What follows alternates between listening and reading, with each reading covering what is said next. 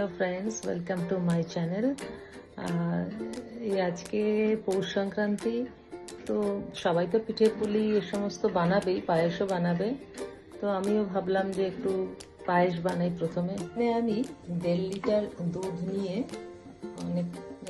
অনেকক্ষণ ধরে জাল দিয়েছি সিমে করে। 1.5 লিটার দুধে আমি 1.5 মুঠি, মানে আমার হাতের 1.5 মুঠি গোবিন্দভোগ চাল আমি এখানে ভিজিয়ে রেখেছি। আর একটুখানি ভলিউমটা কমে যাবে তখন দেব।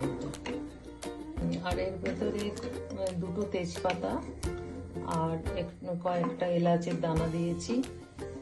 এখানে একটু বাটিতে কিছু কিশমিশ ভিজিয়ে রেখেছি, একটা পাটালি গুড় রেখেছি, এটা দিয়েই বানাবো, খেজুরের গুড়। দুধটা অনেকটাই কমে গেছে, তো এখন আমি গোবিন্দভোগ চালগুলো দিয়ে দিচ্ছি। আর এর সাথে আমি এখন একটুখানি ঘি দিয়ে দেবো।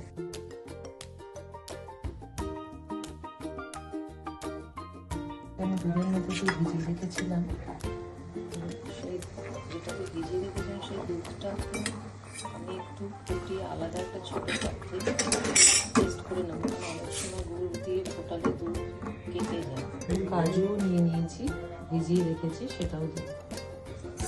দুধটা যে গুড়টা দিয়ে ফুটিয়েছি দেখলাম দুধটা ফেটে গেছে, তারপরে পাটালি গুড়টা দিয়ে দুধে দিয়ে ফোটানো যাবে না।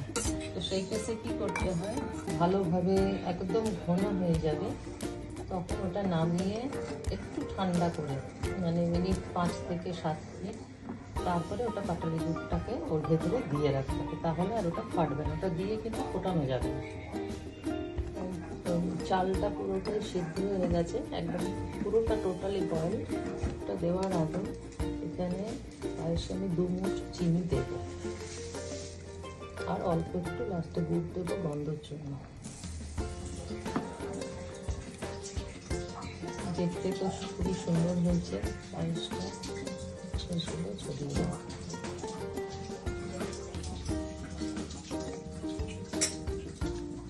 পরে এটাকে একটু 5 থেকে 10 মিনিট মতন আমি একটু ঠান্ডা করতে দেবো, তারপরে পাটালি গুড় মেশাবো। After 10 minutes I came back and I will put this gur into this kheer. 15 minute পরে ফিরে এসেছি। 15 মিনিট দেখলাম গুড়টা পুরোটাই গলে গেছে, মোটামুটি হয়েই গেছে।